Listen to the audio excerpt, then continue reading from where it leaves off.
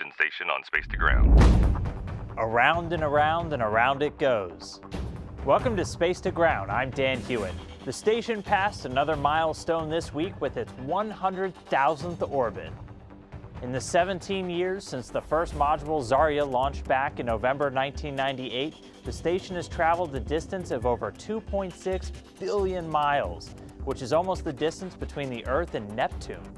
For another idea of the distance, that's the equivalent of about 10 round trips to Mars.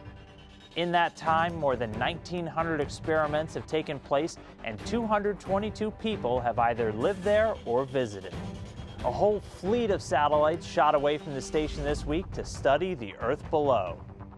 17 CubeSats were deployed from outside of the Japanese Kibo module for a range of missions. Among them were 2 from colleges studying Earth's atmosphere, and even the first CubeSat built by elementary school students, courtesy of St. Thomas More Cathedral School.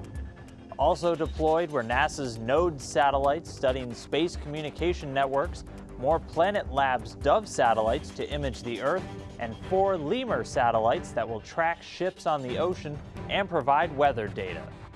This week, Hoboken Catholic Academy's 7th grade class wants to know how the airlock works to get in and out of the ISS for spacewalks.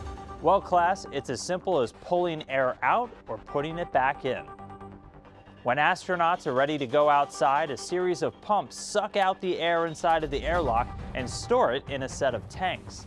This makes the inside of the airlock close to being a vacuum where there is no air pressure, just like space, so it's possible to open the outer hatch safely. Once the crew comes back in and the hatch is resealed, the air gets pushed back in from those tanks, bringing the airlock back to the same pressure as the rest of the station.